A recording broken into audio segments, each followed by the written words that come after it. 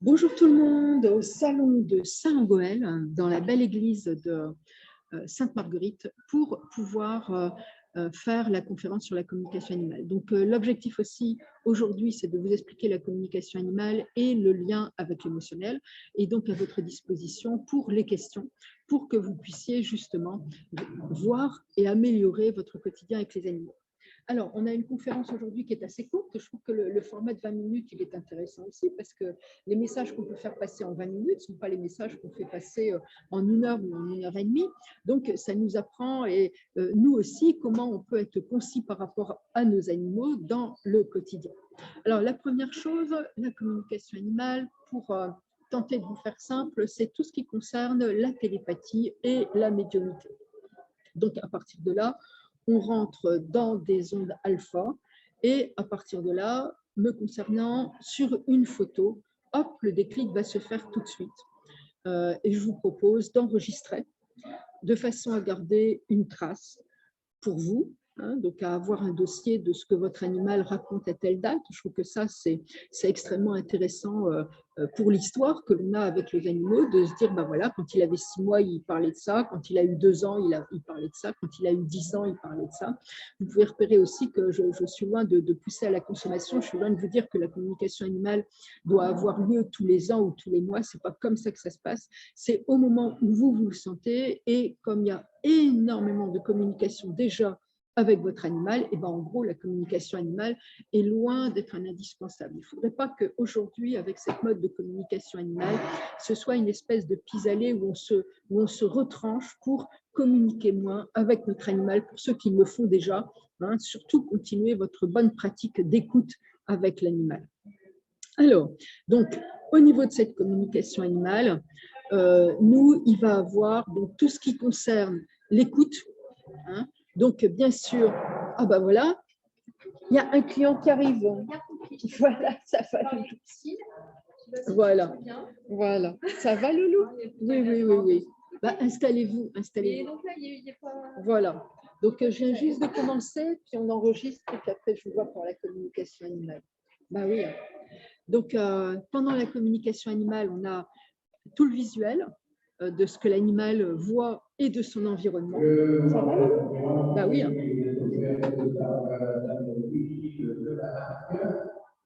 Voilà.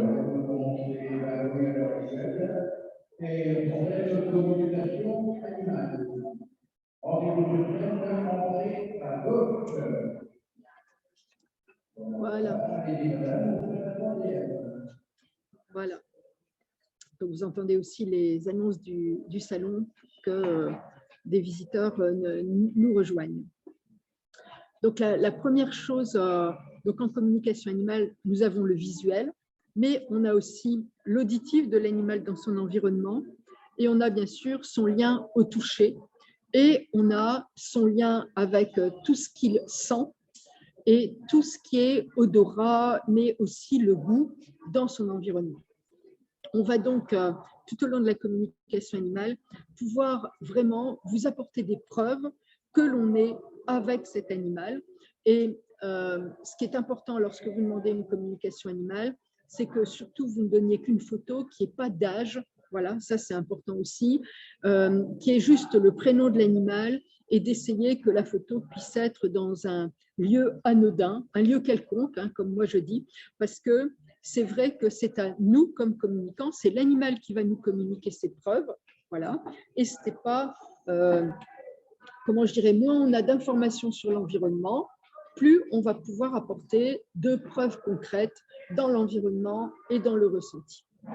Au niveau des communications animales, on a donc 50% des communications animales qui sont demandées par des vétérinaires et ostéopathes, et on a 50% des communications animales qui sont demandées par des particuliers. Donc, les communications animales qui sont demandées par tu peux refermer s'il te plaît? Par les vétérinaires et les ostéopathes, sont principalement au niveau de la santé, mais c'est la santé physique, la santé émotionnelle, la santé comportementale. Voilà, les demandes, elles peuvent venir aussi de comportementalistes, elles peuvent venir vraiment de toutes les personnes qui sont accompagnantes par rapport aux personnes et par rapport aux besoins du chien. Je trouve que ça, c'est très, très intéressant, voilà, parce qu'on voit que c'est un travail d'équipe qui se fait par rapport à tout ça. Au niveau des particuliers, c'est évident qu'au niveau des demandes, une des premières demandes, c'est de savoir si l'animal est heureux, s'il va bien, s'il arrive à recevoir l'amour qu'on lui donne, et si du coup il reçoit cet amour-là, et si du coup il est heureux avec l'amour qu'on lui donne. Alors, cette question-là, au niveau de l'émotionnel, je trouve qu'elle est extrêmement intéressante, et si on se penche un petit peu sur ce que l'animal nous donne et montre dans le quotidien, si notre animal est heureux, il nous le montre. Voilà. Et on n'a pas forcément besoin de la communication animale pour ça. Ça veut dire, il vient, il demande ses caresses, il est heureux, il dit bonjour, il vient nous montrer par son regard, par sa tendresse, quand il se blottit dans la main, voilà, il vient nous montrer quelque part, je suis bien avec toi, je suis blotti contre toi, voilà. Et puis leur confiance aussi, quand ils vont pas bien, est-ce qu'ils viennent vraiment se blottir, voilà, se mettre contre nous en disant là je vais pas bien, ou au contraire, les styles, on a certains animaux quand ils ne sont pas bien, ils s'éloignent un petit peu parce qu'ils sont vraiment pas bien, ils ont besoin de calme, ils peuvent aussi avoir des fortes migraines ou des maux de dents, et donc nous de se dire il y a un petit changement comportemental, il doit pas aller bien. Et je trouve que tout ça, c'est comment on appréhende notre animal dans le quotidien, et ce qui fait que là, on n'a peut-être pas besoin d'une communication animale. Par contre, on est en train de voir que notre animal ne va bien et ne va pas bien. Et le premier réflexe, moi je ne le dirai jamais assez, c'est vétérinaire. Voilà. Je suis confrontée aujourd'hui à pas mal de demandes de communication animale parce qu'il y a une hypermode pour des urgences. Oui, sauf que les urgences, c'est le vétérinaire. Donc, le premier réflexe, c'est bien sûr, est-ce que vous avez vu un vétérinaire? Est-ce que le vétérinaire a été contacté? Voilà, parce qu'il n'y ait pas question que l'on, comment je dirais, que l'on fasse perdre du temps à l'animal par une prise en charge vétérinaire qui ne se fait pas dans les temps. Donc, j'attire bien l'attention là-dessus. Plutôt que de m'envoyer un SMS à moi ou essayer de m'appeler, c'est le vétérinaire qu'il faut joindre en urgence, y compris le week-end et y compris la nuit. Donc, effectivement, là, il faut que vous trouviez les numéros sur Google. Moi, je vous invite à voir près de votre téléphone ou à la maison les numéros d'urgence. Voilà, et ce n'est pas moi le numéro d'urgence, c'est votre équipe vétérinaire. Je trouve que ça, allez, il faut pouvoir le dire et le redire parce qu'aujourd'hui, avec les réseaux sociaux, on a une dérive. Et pendant que vous êtes sur un réseau social, eh ben, votre animal souffre et les choses ne sont pas faites. Voilà, ça c'est vraiment le grand message que je souhaite aussi pouvoir porter aujourd'hui. Et bien entendu, on va, dans les communications animales, pouvoir comprendre si l'animal va bien ou s'il a une difficulté. Un des plus de la communication animale, c'est trouver la cause. Là-dessus, c'est vraiment un plus de la communication animale. Donc, on a autant des demandes là pour les vétérinaires ostéopathes, les éducateurs, les naturopathes, les moniteurs d'équitation, les instructeurs, voilà, les responsables d'écurie, les propriétaires. Tout cela, on a vraiment cette capacité-là dans la communication animale de trouver la cause.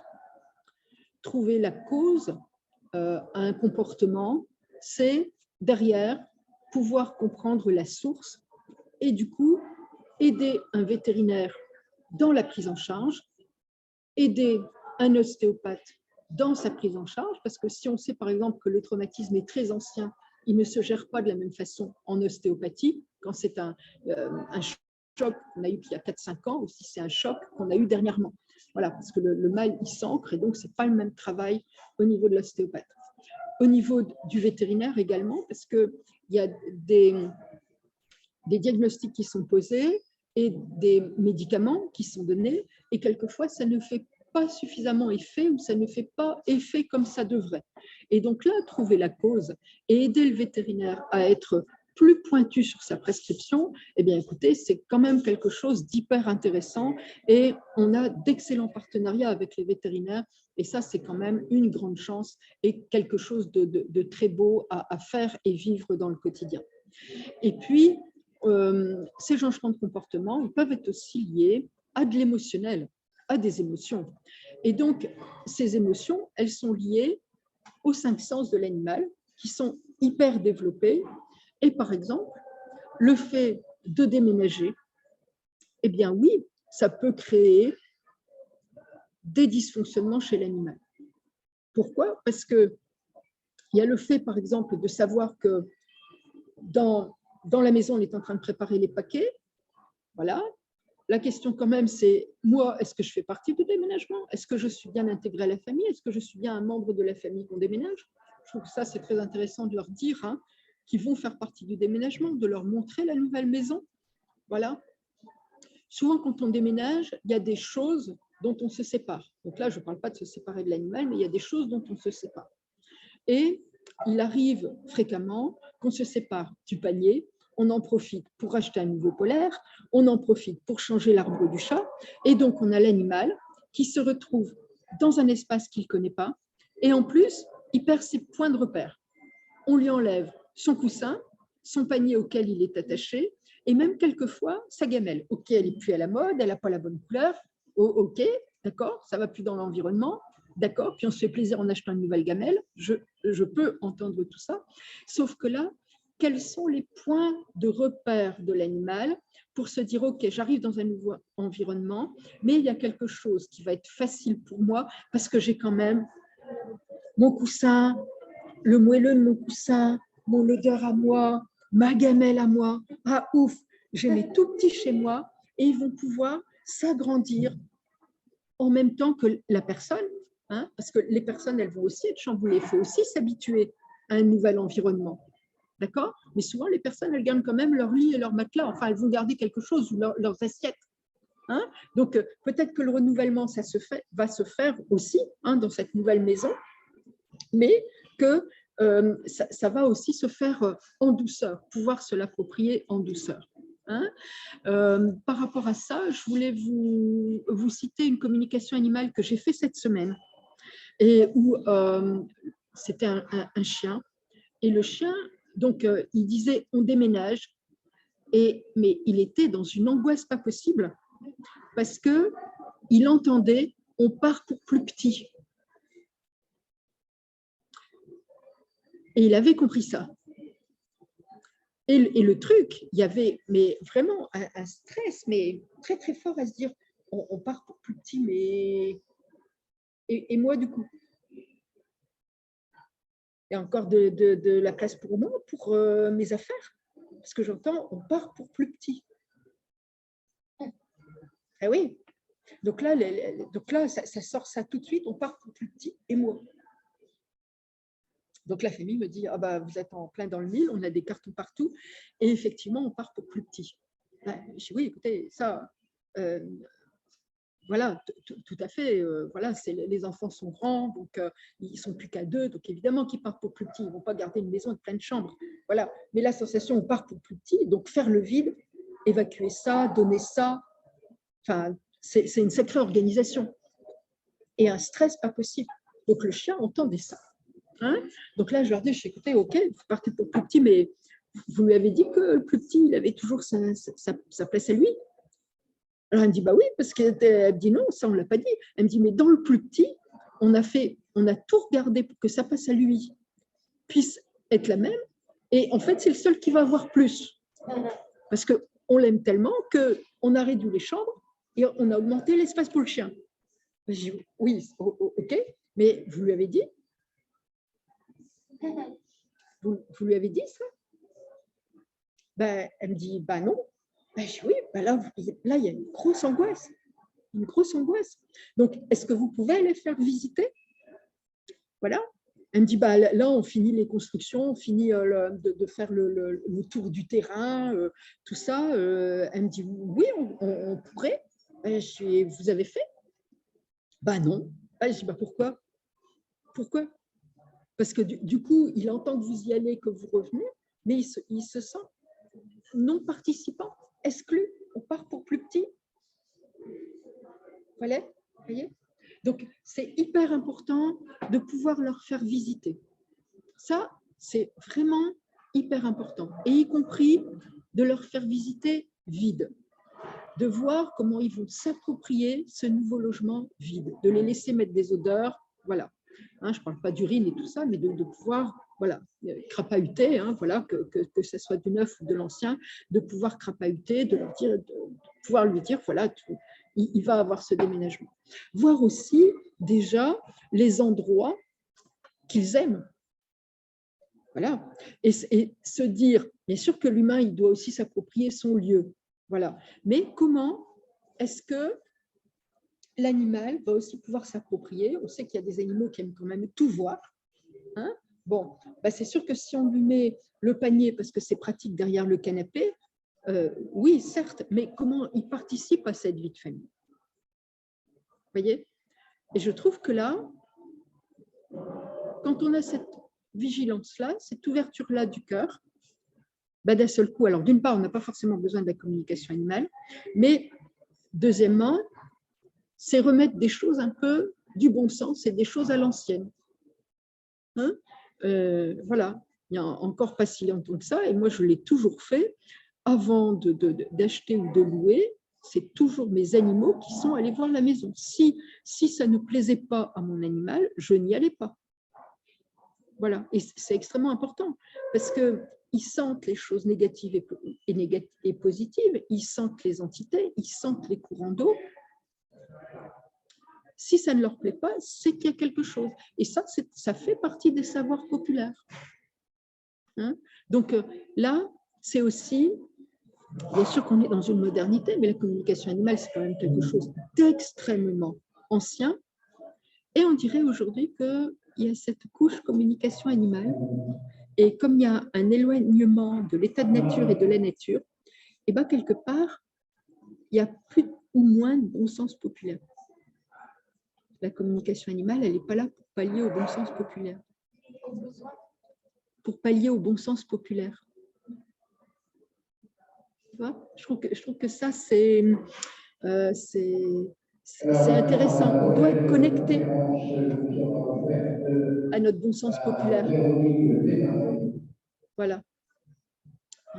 Est-ce que vous avez des questions sur les dernières minutes de cette conférence? Non? Bon.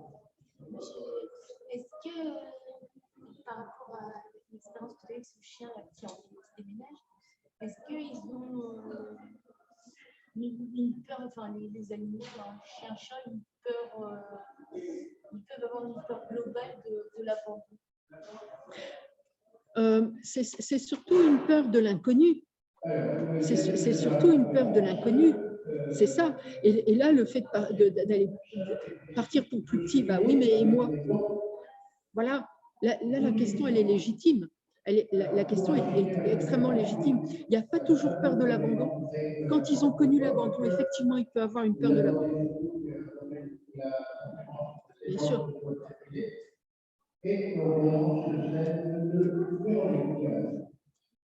Voilà. Il peut y avoir cette crainte-là, surtout lorsqu'ils l'ont connu. Mais après, là, il faut savoir que l'abandon n'est pas, comment je dirais, n'est pas forcément humain. Hein? Ça, il ne faut pas l'oublier non plus.